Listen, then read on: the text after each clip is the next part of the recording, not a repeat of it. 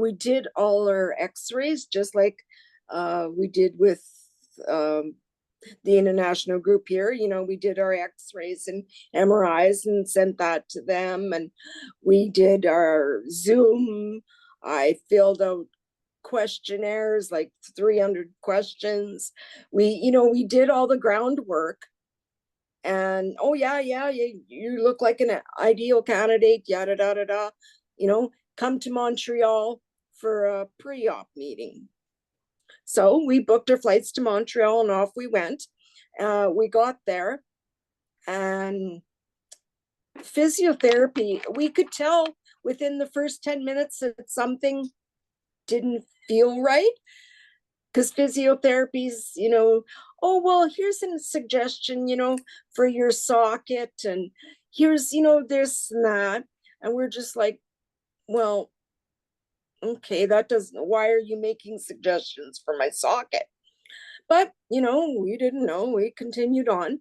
And then in the afternoon, they said, oh, well, we're going to do some imaging here so the doctor can look at, some of the images from there. So we had x-rays, and then we got put into this tiny little closet. I won't even call it a room.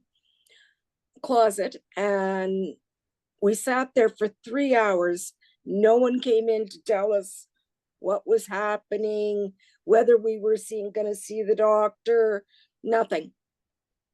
And then the physiotherapist and the therapist came back in the room, the therapist that I had done my Zoom with, and they said, no, you're too new of an amputee. You need how to learn to, put up with your socket and use your socket, and you got to learn how to grieve. And by this time, I'm flabbergasted with my mouth wide open and bawling, because of course, all that we've been through, and to be told this kind of a flimsy excuse. And I was just like, I didn't know what to take. We never got to meet the doctor, never got any other explanation other than that, and sent home. And it wasn't out of, if it would have been funded by Saskatchewan Health. Oh, they made the comment, oh, well, Saskatchewan Health is paying for this. I said, they're paying for me to see you, but the flights and motels and everything else, we're on our own. So I was totally appalled at the way we were treated in Montreal.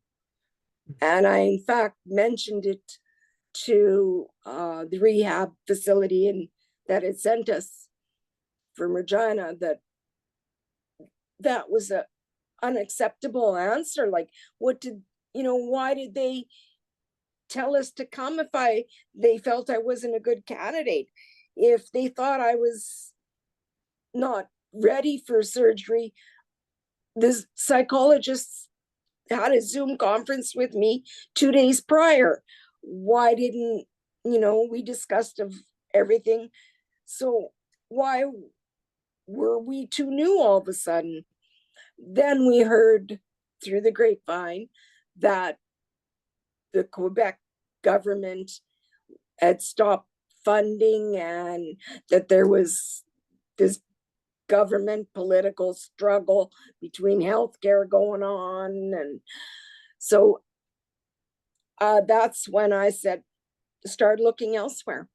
And like I said before, there's a few other provinces, 2 other provinces that are just starting OI surgery, but they're only doing it on their own local residents.